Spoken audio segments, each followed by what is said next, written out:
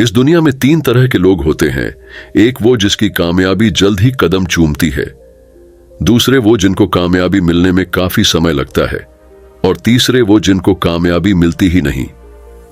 हम सब अपने अपने जीवन में बहुत मेहनत करते हैं, लेकिन कभी कभी हमारे मेहनत के हिसाब से उसका फल हमें नहीं प्राप्त होता है। आपने कई व्यक्तियों को देखा होगा जो थोड़े से मेहनत करने पर ही सफल हो जाते हैं। आप जो सोच रहे हैं वह चीज आपके हिसाब से नहीं हो रही है और बार बार असफलता का सामना करना पड़ रहा है, जिससे आप खुद को लाचार महसूस कर रहे हैं। यह कई बार होता है कि हम इतने असफल हो जाते हैं कि हमारा मन टूट जाता है। हम अपने आप को कमजोर और हारा हुआ महसूस करते हैं और बहुत निराशा भी रहती है जीवन में। निराशा क्यों ना हो, क्योंकि हमने तो बहुत परिश्रम किया था। जितना हमसे होना चाहिए था, हम अपने सामर्थ्य से भी अधिक परिश्रम करते हैं। मुझे अपने परिश्रम के हिसाब से फल नहीं मिला और एक बार फिर असफलता का सामना करना पड़ा। जैसे आज के समय में स्कूल होते हैं, ठीक उसी तरह पहले के समय में आश्रम होते थे और लोग अपनी शिक्षा प्राप्त करने के लिए आश्रमों में जाते थे। उस समय हर शिष्य अपने गुरु का बहुत सम्मान किया करता था। प्राचीन समय में लोगों को किताबी ज्ञान से ज्यादा व्यवहारिक ज्ञान सिखाया जाता था। प्राचीन समय में एक आश्रम हुआ करता था जिसमें विभिन्न प्रकार के विद्यार्थी शिक्षा प्राप्त करते थे। वे शिक्षा प्राप्त करने के बाद अपने अपने राज्यों में वापस लौट जाते थे। उन्हीं में से एक राजवीर नाम का शिष्य था जो अपने गुरु से शिक्षा प्राप्त करके अपने राज्य लौट आता है। वापस आने के बाद अपने काम में लग जाता है। समय के साथ साथ राजवीर बड़ा होता गया। राजवीर के परिवार की स्थिति अच्छी नहीं थी। उनके घर वाले सोचते थे कि जब राजवीर आश्रम से शिक्षा प्राप्त कर घर वापस आएगा तो वह बहुत ही सफल होगा और अपने परिवार का भला करेगा, लेकिन सब कुछ इसके विपरीत हुआ। राजवीर आश्रम से शिक्षा प्राप्त करके आया, लेकिन काम की तलाश में जब वह बाहर जाता तो उसे कोई काम नहीं मिलता। वह छोटी छोटी चीजों में असफल हो जाता था।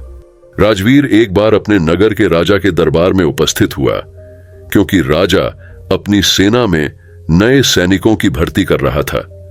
राजवीर भी राजा के सेना में भर्ती होने के लिए राजा के महल पहुंच जाता है। राजगीर जब राजा के अधिकारियों के पास अपनी योग्यता को साबित करने के लिए जाता है तो उसके हाथ पैर कांपने लगता है। यह देख राजा के अधिकारी उसे बाहर कर देते हैं, ये कहते हुए कि तुम राजा के सेना में भर्ती होने के लायक नहीं हो। इस बात से राजवीर बहुत ही निराश हो जाता है, क्योंकि यह उसकी आखिरी उम्मीद थी। इसके बाद अपने घर वह दुखी मन से लौट आता है। घर वापस आने के बाद उसे आसपास के लोगों के ताने सुनने पड़ते हैं। कई लोग कह रहे थे, राजवीर इतना पढ़ा लिखा है, इसे कोई काम नहीं मिल रहा है। कोई कहता, यह आश्रम में ठीक से पढ़ा ही नहीं होगा। कुछ लोग तो यह भी कहते, इसके सोचने समझने की शक्ति ही कमजोर है, राजवीर शायद दिमाग से तेज नहीं है।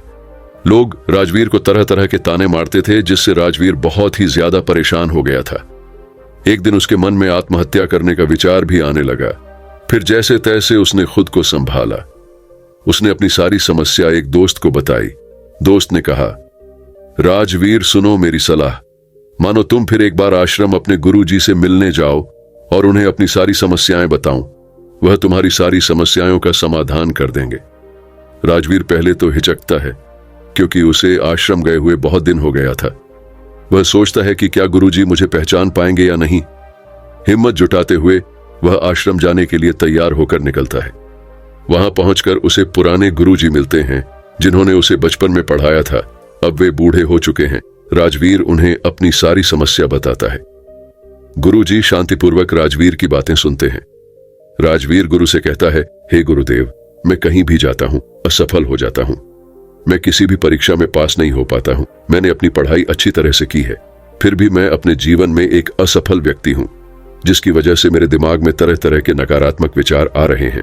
गुरुजी कहते हैं, तुम परेशान मत हो, मैं तुम्हारी सारी समस्याओं को दूर कर दूंगा। उसके बाद गुरुजी राजवीर को एक कहानी सुनाने लगते हैं। एक चरवाहा जंगल में भेड़ और बकरियों को चराता था। भेड़ों को चराते चराते वह जंगल में इतना दूर चला गया कि उसे एक शेर का बच्चा मिला। शावक ने अभी तक अपनी आंखें नहीं खोली थी। छोटा बच्चा सबको प्यारा लगता है, जानते हुए भी कि वह शेर का बच्चा है। चरवाहे ने उसे उठा लिया और घर ले आया। शेर का शावक धीरे धीरे बड़ा होने लगा। भेड़ के बच्चों के साथ खेलता, घास खाता, भेड़ की तरह ही बोलता और अपने आप को भेड़ मानता था। अब शेर का बच्चा बड़ा हो गया था। एक दिन शेरों के झुंड ने भेड़ियों के झुंड पर हमला कर दिया। सभी भेड़ दौड़ने लगे और उस बच्चे ने भी उन भेड़ों के साथ भागना शुरू कर दिया। वह बड़ा हो गया था लेकिन भेड़ों के साथ ही भाग रहा था। भेड़ों के झुंड में भागते हुए उस शेर के बच्चे को देखकर उस हमलावर शेर को बड़ा ही आश्चर्य हुआ। उसने भेड़ों की तरफ से अपना ध्यान हटाया और उस शेर के बच्चे को ही पकड़ लिया और उसे समझाने लगा कि तू क्यों डरता है, तू तो खुद शेर है। दूसरा शेर जो भेड़ों के झुंड में भाग रहा था उसने कहा, शेर तो जंगल का राजा होता है, उसकी दहाड़ से सभी जानवर कांपते हैं। हमलावर शेर उसे पकड़कर एक कुएं के पास ले गया और कुएं के अंदर उसका चेहरा दिखाकर कहता है, देख, तेरा चेहरा मेरे जैसा ही है और तेरे पंजे भी मेरे जैसे ही हैं। खुद को शेर समझ दूसरे शेर जो भेड़ के साथ पला था, ठीक है, मेरा चेहरा तेरे जैसा ही है, मेरे पंजे भी तेरे जैसे ही हैं, मगर तू तो बहुत शक्तिशाली है, मेरी आवाज से तो कोई डरता भी नहीं है।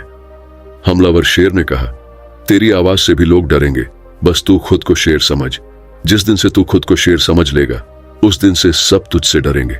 तुझे महसूस होगा कि तू भी एक शेर है, तेरे पास भी ताकत है और तू भी जंगल का राजा बन सकता है। जब तेरे मन में यह बात आ गई तब तू किसी से नहीं डरेगा। हमलावर शेर फिर कहता है, तू डर कर इसलिए भाग रहा था क्योंकि अब तक तू अपने आप को भेड़ समझता रहा। जब तू खुद को शेर समझने लगेगा तेरे अंदर से यह डर भी खत्म हो जाएगा। यह डर तुम्हारे अंदर इसलिए था क्योंकि तू भेड़ों के साथ रहता था और खुद को भेड़ समझने लगा था और बचपन से सभी ने तुझे भेड़ ही समझा है। तुझे अब तक किसी ने शेर कहकर पुकारा ही नहीं है, इसलिए अब तक तू खुद को भेड़ समझता आया है। कहानी को समाप्त करते हुए गुरुजी ने कहा, राजवीर, तुम्हारे भी जीवन में यही हो रहा है। तुम्हारे पास सारी योग्यताएं हैं, फिर भी तुम खुद को भेड़ ही समझ रहे हो। गुरुजी फिर कहते हैं, इसका सबसे बड़ा कारण है कि कोई तुम्हें प्रोत्साहित नहीं कर रहा है कि तुम भी कर सकते हो। तुम्हारे आसपास वाले असफलत होने के डर का बीज तुम्हारे दिमाग में बो दिया है। बचपन से लोग तुम्हें अयोग्य ही बोल रहे हैं, जिससे तुम्हारी मानसिक दशा अयोग्य सी हो गई है। गुरुजी फिर कहते हैं, जब किसी व्यक्ति को लंबे समय तक अयोग्य और असफल बताया जाता है तो वह अपने आप को कमजोर और लाचार समझने लगता है। इस दुनिया में प्रोत्साहित करने वाले लोग बहुत ही कम होते हैं और नकारात्मक ऊर्जा देने वाले लोग अधिक होते हैं। वे चाहते हैं कि तुम जीवन में सफल ना हो क्योंकि वे तुम्हें आगे बढ़ते हुए नहीं देखना चाहते। जब कोई व्यक्ति सफल होता है तो उसके आसपास वालों को सबसे अधिक दुख होता है। सफल होने से पहले तुम्हें खुद में बदलाव लाने का प्रयास करना चाहिए। जैसे शेर की तरह समझने की कोशिश करो। जब तुम अपने आप को योग्य मानने लगोगे तो तुम्हें खुद पर भरोसा होगा और खुद ही सफल हो जाओगे। गुरु कहते हैं कि बच्चे को बचपन से ही यह शिक्षा दी जाती है कि तू कुछ नहीं कर सकता है, तू कोई काम करेगा तो उसमें तू असफल ही होगा। लेकिन अगर उसी बच्चे को यह सिखाया जाए कि तू शेर है, तू कर सकता है, तो यह विचार उसके दिमाग में बैठ जाएगा जो उसे सामर्थ्य प्रदान करेगा सफलता को प्राप्त करने के लिए। जहां चाह वहां राह। हमें किसी भी बच्चे को कभी भी कमजोर या लाचार नहीं बोलना चाहिए। जब हम ऐसा कहते हैं तो वह वास्तव में खुद को कमजोर और लाचार समझने लगता है। उसे लगने लगता है कि वह कुछ करने योग्य ही नहीं है क्योंकि उसे बचपन से ही यह सिखाया जा रहा है कि वह ऐसा है, वह वैसा है और वह कुछ नहीं कर सकता। ये सभी विचार उसके दिमाग में बैठ जाते हैं जिससे उसका आत्मविश्वास कमजोर हो जाता है। तब गुरुजी बोलते हैं, बचपन से ही तुम्हारे साथ भी यही होता आ रहा है। लोग तुम्हारे अंदर नकारात्मक ऊर्जा का बीज बोते आए हैं। आज वो बीज असफलता रूपी वृक्ष बन चुका है। तुम्हारे अंदर एक भय निवास कर रहा है कि तुम एक असफल व्यक्ति हो, तुम अपने जीवन में कभी कुछ नहीं कर सकते। सबसे पहले तुम खुद पर विश्वास करना सीखो, अपने अंदर सकारात्मक ऊर्जा भरो, तो फिर अपने आप सफल हो जाओगे। गुरुजी कहते हैं, कहीं जाने से पहले, कुछ करने से पहले अपन अंदर सकारात्मक ऊर्जा का संचार करो, फिर उस काम को करो, देखना सफलता तुमसे दूर नहीं जाएगी। राजवीर के गुरु उसके समस्याओं का समाधान करते हैं और उसे मार्गदर्शन देते हैं। इसके बाद राजवीर नए उत्साह के साथ काम करता है। अपनी मेहनत और गुरु के मार्गदर्शन से वह सफलता की ऊंचाइयों को छूता है और अपने लक्ष्यों को प्राप्त करता है। कहानी का मुख्य संदेश है कि सफलता को प्राप्त करने के लिए आत्मविश्वास और सकारात्मक सोच रखना चाहिए।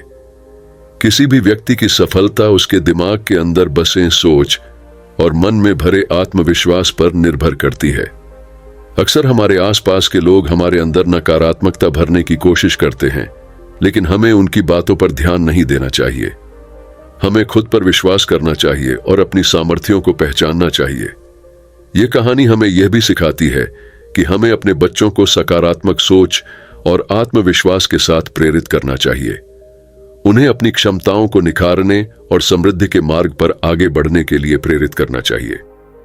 बच्चे को नकारात्मक सोच से दूर रखकर उन्हें सकारात्मकता की ओर प्रेरित करना हमारी जिम्मेदारी होनी चाहिए।